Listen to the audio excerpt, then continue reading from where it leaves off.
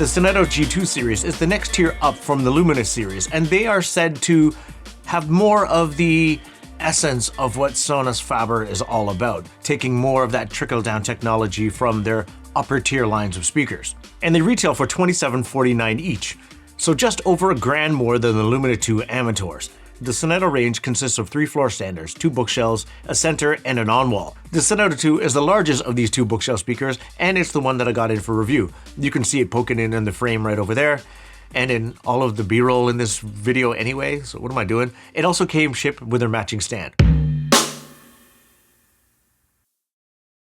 And as always, if you wouldn't mind liking this video and subscribing to the channel, it'll help me out a ton and help me get more products like this in for review. Thank you so much. In all, I think these speakers are absolutely gorgeous. Its design is one of the key reasons I requested a sample, not just to hear how the upper tier of Sonus Faber sounds in comparison to the Lumina Amateurs, but I just wanted to see how these looked and felt in my space. The only, I guess, complaint I would have, and it's really just a first world reviewer complaint, is I actually think that the walnut finish looks better than this Wenge finish. It just looks more subdued in the finish that I have, and the more contrast between the wood and the leather housing of the drivers just looks better in my space. But if you did have a darker room like mine and you wanted your speakers to disappear more, then these would be the ones to get. Or the gloss black ones, but I don't want gloss speakers anymore. The wood veneer finish is nice, it's elegant, and it stands out as quality. And I was tricked into thinking that these were actual real wood veneers just because of the grain of the veneer. It's really nice. Like the Luminas, it's a 45-degree application, though this time you see it on the top of the speaker with the Sonus Faber emblem, and it makes it look a little more handcrafted. It's a lute-shaped speaker that are a staple of Sonus Faber products. The design is said to mitigate internal standing waves. Inside the speaker, they've used a cork chamber to help with internal resonances. The grille isn't a flush-mounted one, it's magnetic, and it sort of rounds and juts out. I like it because of the colorway that I got isn't overly contrasty, and it's actually one of the few times, maybe because of the colorway that I got, that I actually prefer it with the grille on. Though I did see the Sonetto V in store, and it did trigger a bit of trypophobia, just all the rounded out, jutting out grills. Ugh. The drivers are housed in a leather oval with a metal edge, which is a nice way to house the drivers. And there's a nice little Made in Italy badge off to the side. Around the back are high quality metal binding posts that accept bare wire, banana, or spade connectors. A round shield covers the binding post, and I guess if you're using bare wire, you can leave the cover on, but I'm using banana plugs, so I took it off. The Sonetto 2 is a bass reflex speaker, though there is no reflex port on the back. It's actually downfiring through the base of the speaker, and that concrete base is more than just a base, it's actually a reflex duct. It is strategically engineered to enhance flexibility in speaker placement, which means that you also have more flexibility of placement. And also, if you're like me, you can have these speakers a bit closer to your wall. I have mine about 8 or 9 inches away from the back wall, and I don't get any undue bass boom because of that placement. The stand is made from aluminum and iron steel, with the top and bottom plates being matching concrete. They retail for $8.99, but unlike other speaker stands where it's Allen keys and bolts for easy assembly, it's actual screws which make it a bit more difficult to get the speaker stand all together. But then once you get it together, there are pins that go in from the bottom of the concrete base plate into the speaker, and you have to be careful not to over tighten, because it didn't happen with mine, but I did see other samples in a retail store where they were tightened and the concrete base plate shattered. So just bear in mind, if you do get these with a matching stand, just be careful about screwing in those pins, because you don't want to damage your speakers.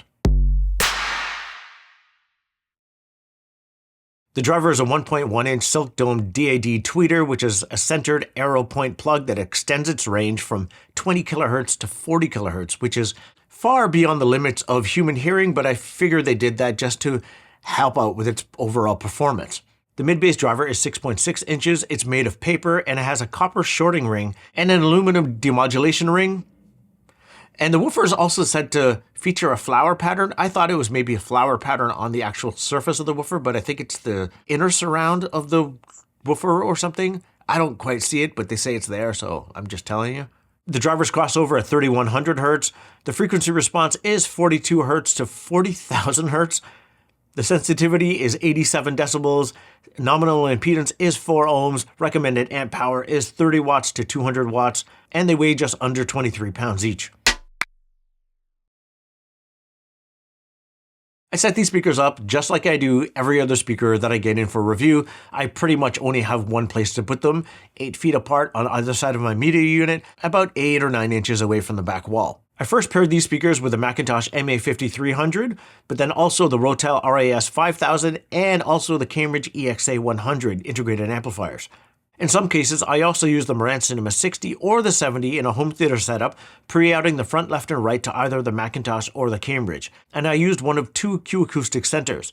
Sources were the CXN V2, my NAS drive, my Apple TV 4K, and the Alva TT V2 turntable. I also used the Martin Logan Dynamo 10 and the Bucart Sub 10 for sub-duties. Overall, I would describe these speakers as detailed and clear, with a nice neutral mid-range and enough of a bottom end to satisfy those that want a bookshelf speaker but don't want to implement a subwoofer. But these only do stretch down to 42 Hz, so implementing a subwoofer would be a better proposition if you want a more full range sound. This speaker, once I got it into place, just by right of its design, I know this is going to sound weird, but it made me want to put on a certain type of music, and that was Bitty McLean. Starting with Walk Away From Love, Love Restart, Games, and what was the other one? Oh, Real Thing, that's it. His voice changes per recording, and in Walk Away From Love, his voice leans more to the higher end of the spectrum, and you hear it rather noticeably here. So I find myself just knocking back the treble on the McIntosh just to make it a bit more palatable to my ears. But then on Real Thing, his voice leans more towards the mid-range, and so it becomes a lot more lush, a lot more full, and a lot more easier to listen to, and I don't have to cheat the treble as much. But I do still keep the treble down because I find on this speaker, the highs are far more noticeable and more discernible. Things like hi-hats and percussion extras immediately jump out, and it's something I didn't notice as much on the Luminas. The mids, though, aren't as characteristically boosted or romantic as they are on the Luminas. Maybe it's by right of a slightly larger driver, but I found them to be a bit more laid back and neutral on this speaker. I have a late night jazz playlist that I find myself going to a lot. It's great pancake making music. It makes for amazing lazy Sundays in with the kids where we can just listen to some music that doesn't get them all riled up and we can talk about the day ahead. And it's this type of music that I find myself gravitating towards on these speakers. In the same vein, there's also a playlist by Blocks and Escher, a drum and bass duo that I really like. And it's their influences playlist. And there's a track in particular. It's called Kyoto by Nest. It's a great listen through these speakers, a very 3D experience. And with these speakers, there's a great separation of sound, amazing imaging, and when it does get turned up, the immersion is pretty incredible. I do find, though, that this track does sound better and crucially more full in the mid-range when the volume is turned up. There's more immersion, there's more robustness to the sound, and I prefer it more when the volume's up. I ran that track back on the Rotel RAS 5000. That streaming integrated amplifier does have a bit extra power over the McIntosh, though truth be told, didn't make a lick of difference in my room. I did rein back the treble a touch just to compensate for that slightly brighter high end that I didn't really appreciate on these speakers, but I did find that I have to turn up the volume a little bit more just to have a bit more of an engaging mid-range presence on these speakers. I decided to run 3 tracks back from my Lumina 2 amateur review, just to hear how these speakers fared in comparison to that, starting off with Two Swords Technique from Photech. Here, the extra definition up top, partnered with a slightly larger driver and a cabinet, played a big part with this speaker coming alive and filling my space. The Sonettos, I find, play well with electronic music, especially the more musical side of drum and bass. The only bass in this song is from those big taiko drums, and it's deep and it's taut. It's not overblown or boomy in any way whatsoever, and the rest of the effects and percussion fill the room with a good sense of scale. But flip on the sub, and oh boy, everything changes. The whole sense of scale of the track opens up to be so much bigger than what these speakers are able to provide.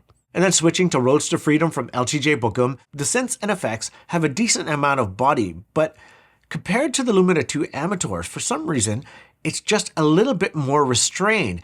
And then because the highs are so much more prominent, especially there's a ride that hits right from the jump in the song, and it's really there to help DJs mix this song into another. It's one of my favorite songs to mix in just to mellow out the room, but it's so much more prominent on this speaker that it does detract from the overall full lush sound of this song.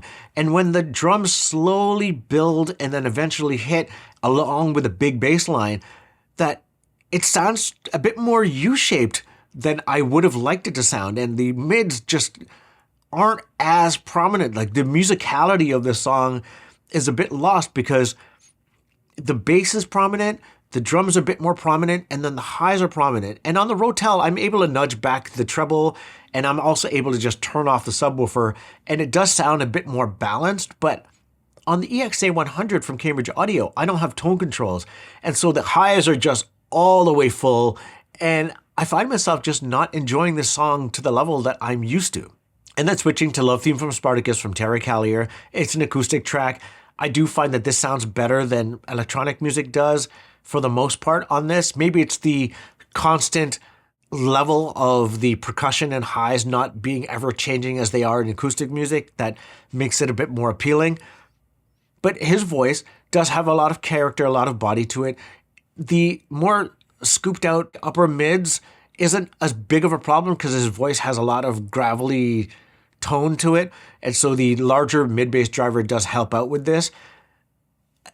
It does sound better with a subwoofer connected. It just feels more expansive and more full, and the more focused high end leads to better articulation when he's plucking the strings or breathing in, or there's that subtle shimmer of the cymbals in the background. It sounds really nice on this. And then just to further anger the audiophiles that are somehow still watching this, playing some Smash Mouth drum and bass. So here it is from DLR and Alex Perez.